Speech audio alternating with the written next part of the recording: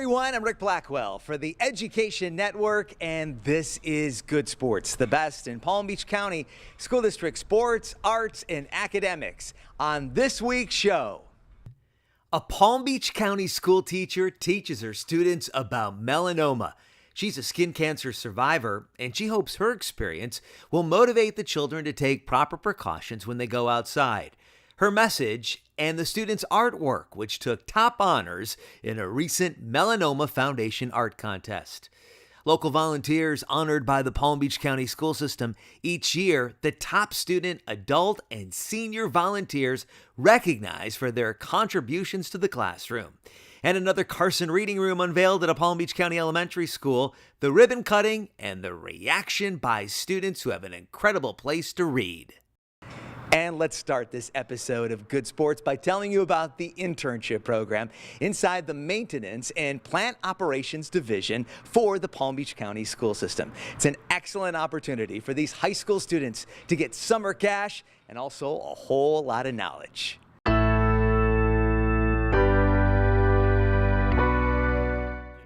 Seminole Ridge High School graduate John DeSautel is learning a trade, and he says he wouldn't trade the internship program inside the Palm Beach County School District for anything.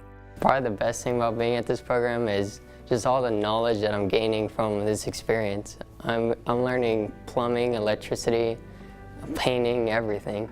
It's awesome. I love it. John was a member of the Construction Academy at Seminole Ridge. He wants to do painting or carpentry work as a profession. John loves using his hands and says this type of work is extremely gratifying. Sometimes I get to see the teachers when they come back in, they see what I've done, and they congratulate me and everything. It's pretty awesome.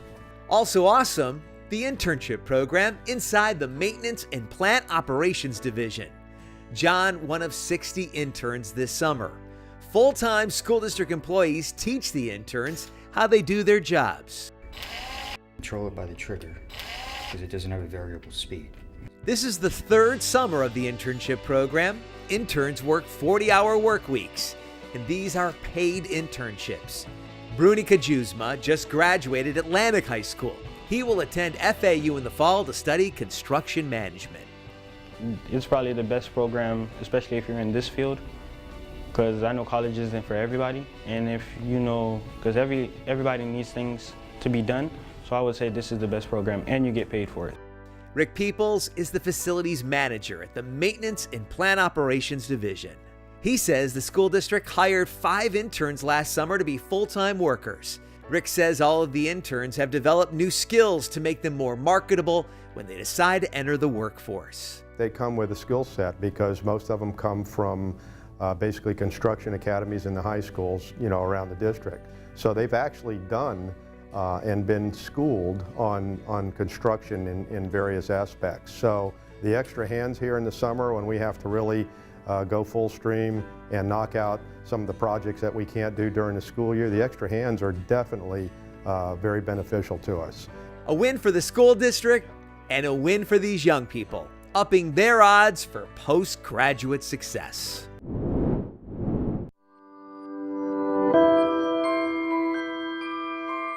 Let the countdown begin. 5, 4, 3, 2, 1, cut! Indian Pines Elementary School students, administrators, and Candy Carson, co-founder of the Carson Scholars Fund, cut the red ribbon on a brand new Carson Reading Room. Time now to see for the first time this special place. Check out the smiles on the faces of the students. The early reviews, 2 thumbs up. It took 9 months, a $12,000 grant from the Carson Scholars Fund, and lots of hard work to turn this old office into a student sanctuary for reading. The kids getting excited. It excites me to see the kids getting excited. You know that 20 to 30% of kids that start high school end up dropping out. And we can curtail that by getting them interested in reading early on. The Carson Scholars Fund has paid for 148 reading rooms across the country. Now Indian Pine students have a place where they can relax in a beanbag chair and read for the fun of it. The impact and the difference I think this room is going to make for our students is giving them the love of reading. So now it's not just about reading for content or reading to answer questions. This is reading for pleasure, to be lifelong readers. That reading should be a part of your everyday life. It should take you many different places. They can escape to a fantasy world, read a biography, or learn about history. Now, without prompting, these four picked up Dr. Ben Carson's book, Gifted Hands. And pick strawberries, they're fresh. It warms your heart to know that we're having an opportunity to help kids to realize their dreams. And some of them don't even realize they can dream. Easy to dream in this fairy tale setting. An Indian Pines teacher painted the mural. The Carson Scholars Fund paid for all the books and the furniture. This is something we've imagined and dreamed of, but honestly, we didn't have the funding for it. So buying the paint, buying the carpets and furniture is so much money that's just not in any school budget for us. So we are over the top ecstatically grateful to the Carson Scholar Fund. The students showed their gratitude during a program in the cafeteria. They sang, danced, spelled out Think Big. H-I-N-K-B-I-G.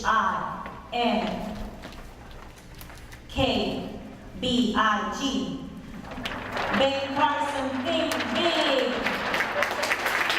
And sang a song about reading.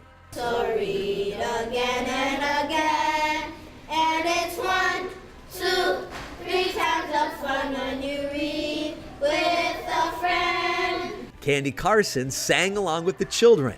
Her husband, Dr. Ben Carson, the noted brain surgeon and former presidential candidate, spoke to the students on video. We recognize the importance of a good education and have dedicated ourselves to encouraging young people to excel academically, expand their horizons through reading, and to develop their talents to help their fellow man. Candy Carson's message? She wants the children to dream big. We all care about your future, and you can be whatever you want to be. Indian Pines 5th grader Tamara Lopez has a better chance of reaching her goals thanks to a Carson scholarship. During the program, she was awarded $1,000 towards her education for her work in the classroom. I try to get good grades and be kind to others because that's a big part of my personality, and I also read on a daily basis. And students will want to read more because of this beautiful new room. Thank you, Carson Scholars Fund. Appreciative students, grateful for their new reading room.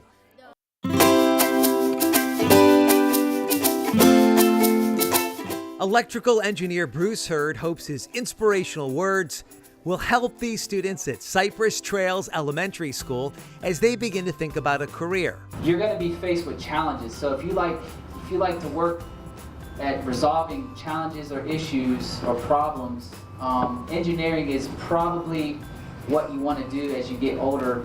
Bruce works for Lockheed Martin. He's one of a dozen speakers today talking to the students about passion, hard work, and dedication. It's very enjoyable to learn about all these careers, and it exposes us to different job careers, and it's very educational to learn about these different careers and what they do, and it might expose us to want to be that when we grow up. These students really paid attention to the presenters. Well, I just want to plan what I'm going to do when I grow up. I want to try to study and learn about and put a main goal in my head. Cypress Trails is home to a STEM choice program. STEM stands for Science, Technology, Engineering, and Math. Allison Kreft is a senior programming analyst for Next Era Energy. Her interactive presentation, Out of these two employers, which one do you pick? Was a big hit with the children. They're trying to inspire you to do what they're doing. This career day has been an annual event at the school for over 15 years. School counselor Ellen Leifer put it together. And the whole purpose of having Career Day, really, I think you know this, is so that you can relate what you learn in class over the years to careers. You know that eventually you're going to be finished with school, you're going to go out there into that fabulous world of work, and the lessons you learn, the courses that you take, we want to show you that they're relevant to what everybody's doing when they go out to work. Ellen invited all the speakers. She even extended an invitation to yours truly. Well, I had to think long and hard about it, but his reputation did precede him, and we're thrilled that he's here with us today. We really appreciate it. I was honored to speak to the children.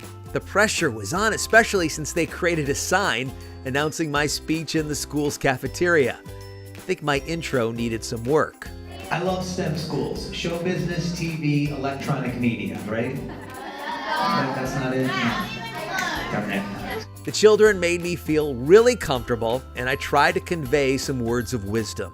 Because you're readers and you're writers and you're intelligent, you're able to describe and explain things in a manner that is going to be useful, entertaining, and informative to your viewers or the people that are reading you online. So this summer, I want you to do nothing but stay inside and read books all summer and write. Whoa!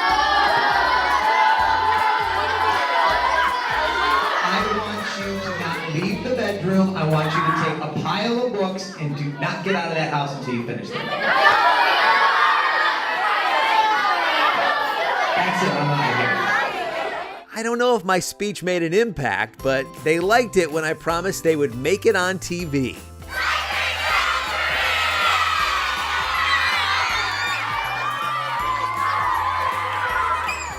And they also asked some great questions.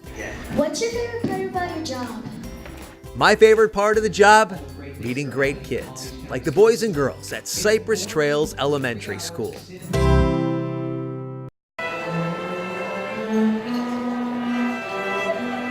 A Palm Beach County School District event with strings attached. Palm Beach Public School students put on a wonderful performance under the direction of teacher Randolph Smith.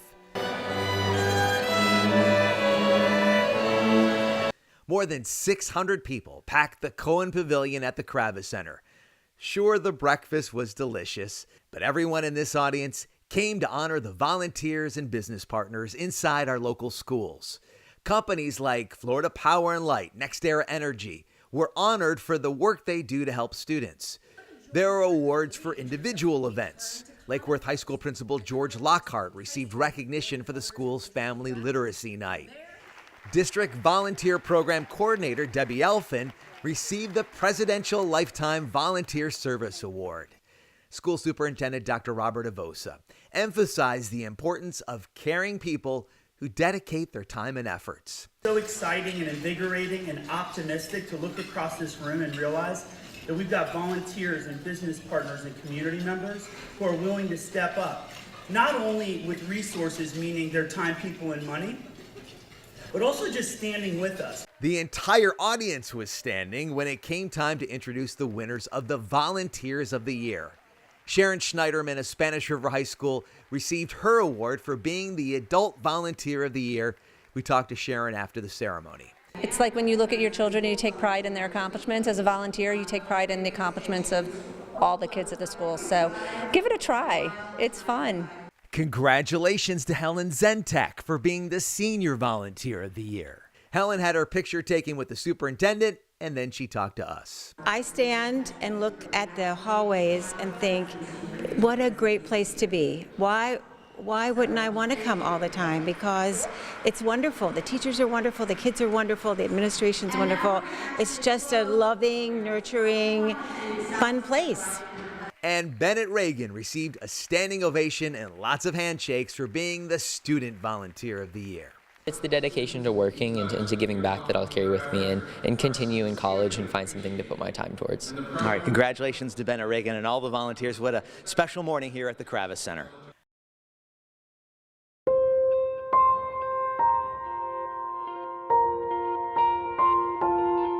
For Marcus, Zaina, and Jaciela, everything they needed to know about preventing skin cancer, they learned in kindergarten. These three students took the top 3 spots in a county-wide art contest sponsored by the David Kahn Melanoma Foundation. Marcus Florexel took home first place for this amazing drawing. Marcus's colorful presentation shows a boy getting burned under the sun. Now Marcus's classmate, Zinaya Ahmed, came in second place for this piece of art called Sensational. She has a girl using sunscreen and staying in the shade under an umbrella. And in third place is Jaciela Abel. Jaciela's artwork shows a young girl swimming in the blue water. She writes, "Even under the water, she is going to get burned." Now, the reason these three kids know so much about melanoma is because they have a pretty remarkable teacher. I am so proud of all of you and my daughter because you all work so hard. Diana Absas was touched by the artwork of the students. For Diana, this coloring contest is personal. Just a few years ago, she was diagnosed with stage 2 skin cancer. I always thought, okay, I'm Spanish, I'm Latin, I have a dark olive skin. I always go to the sun, I never get burned. I don't need to put sunscreen, I'm good. No one is safe. So that's the message that I want to send to my students. And I thought only older people get it. No, older people don't get it. Younger people get it. Adolescents get it. And it is the time to start to teach them when they are young. These 5 and 6-year-olds, they know the importance of sunscreen, wearing hats, protective clothing, and staying in the shade. Now they respect the sun and they know how to protect themselves from the sun. They are aware, and that's all what was my mission. Diana's students weren't the only winners at the school. Her daughter Allison, a 4th grader at Pine Jog Elementary, took 2nd place in the 3rd through 5th grade competition. I was so happy. I was shocked. I was so happy. I jumped down on the floor and I was just so happy. Her drawing tells the story of a girl going to the doctor. The dermatologist investigates what could be a cancerous mole. It's Allison's story. Her mom had melanoma. Now she was forced to have a mole removed from the back of her head. I was very shocked. I was so frightened. I was like, what's gonna happen to me? Thankfully for both Allison and her mom, early detection played an important role in their health. We're safe, we're healthy, and now we're gonna make sure that all children, or I'm gonna make sure that all children are safe. Diana is so proud of her daughter and her students that they've joined her in spreading the message about melanoma. I am so proud of my daughter and all of my students, and I'm gonna keep doing it every year. If I win, if I don't win, I feel that all my students are winners. They are all winners because they won 1st, 2nd, 3rd place, but if you see all of the artwork, they can tell you what they know about melanoma, and they're winners.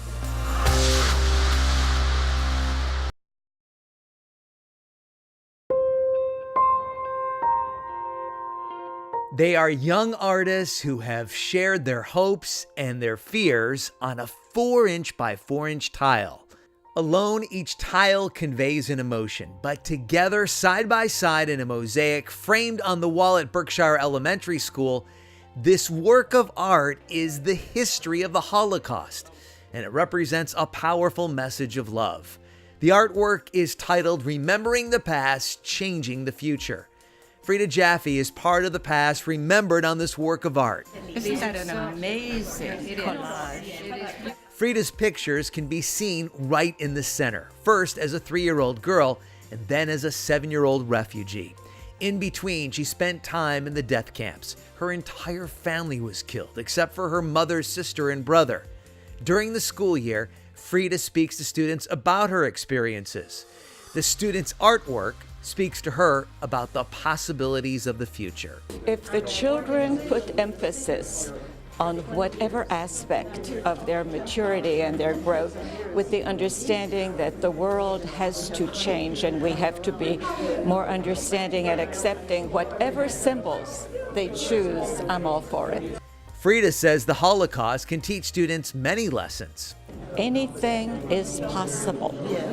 They have to want it badly enough and work hard enough for it.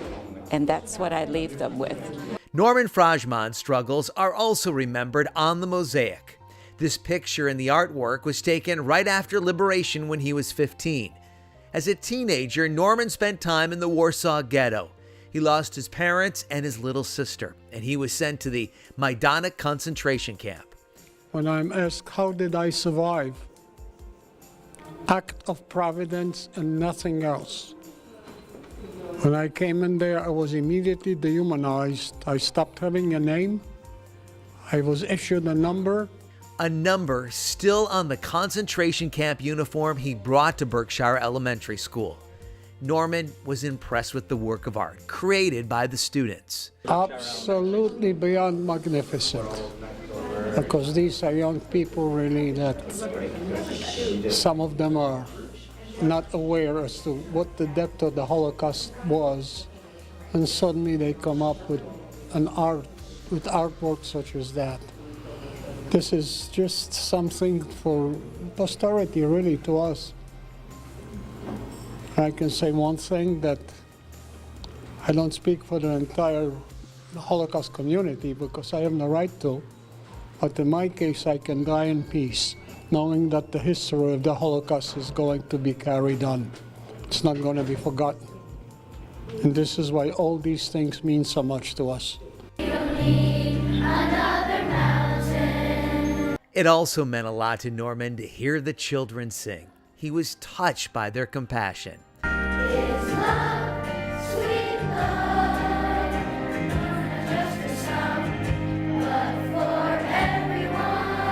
The program in the cafeteria featured many of the 4th and 5th graders whose tiles were selected to be a part of the mosaic.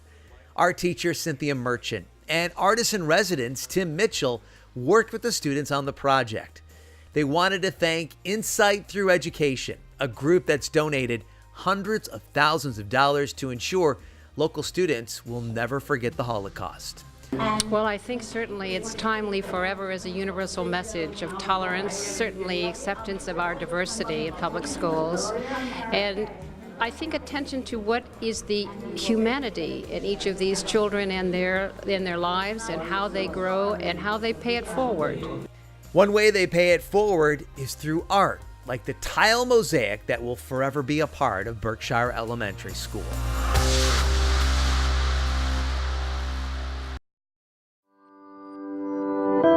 They are educators who tonight are getting an education on ways to teach STEM, science, technology, engineering, and math.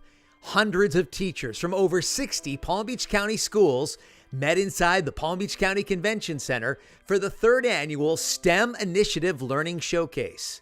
This evening is an exciting event of showcasing STEM initiatives throughout Palm Beach County in our schools, and it is so fabulous to see the excitement of teachers and their interest in growing and developing in STEM. At each of the 24 tables, a teacher explains a lesson that has worked at their school. From a project titled Alligator in the Pond from Hidden Oaks Elementary to this assignment titled It's Hot and We Want S'mores. That was a huge success at Westgate Elementary.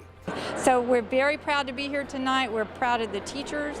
They are so enthusiastic about what they're doing, and we're just all passionate about it, and we've made them passionate about it. So it's a wonderful experience. Joy Barnes told a table full of teachers that she started a vegetable garden at Lincoln Elementary School in Riviera Beach to help the kindergarten through 5th graders learn math. The idea behind starting this particular project was with area, perimeter, and volume. And with math, a lot of it is visualization, especially when it comes to word problems. So actually having students do something hands-on where they actually have to apply the area, perimeter, and volume will help. And then it also ties in with science. The science lessons touch on photosynthesis, climate, and nutrition. The project encourages reading, from reading the instructions on the seed packaging to reading about plants. Actually, it was very satisfying. It's not very often that you can hear about projects that incorporate all the content areas, the science, the technology, the engineering, and math. So I think it's very important not to concentrate on one particular content area in isolation, but to kind of infuse all of them. So it was very rewarding. Reading teacher Christina DeAndrea really enjoyed Joy's presentation. She plans to bring a vegetable garden to her school, Diamond View Elementary. She says teachers are always looking at ways they can improve. I think that anything that's going to make them better in the classroom, that's going to help their children succeed more, I think they'll definitely go out there and try to do that and to learn more. I think that we always want to be learning, we want to be continuing our education. In this case, STEM could stand for Sensational Teachers explaining methods. I'm Ric Blackwell reporting for the Education Network, keeping you informed.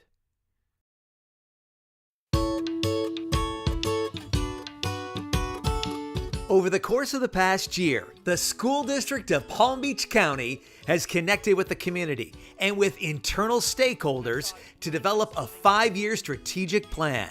The district's new strategic plan includes several strategic initiatives, including Strategic Initiative Number 1, Pillars of Effective Instruction. As our classrooms continue to grow and become more diverse, the Pillars of Effective Instruction represent a clear set of actions that will produce consistent and effective teaching despite the complexities of today's classrooms. The pillars include: all students are immersed in rigorous tasks encompassing the full intent of the standards. Collaborating in a student-centered, personalized environment.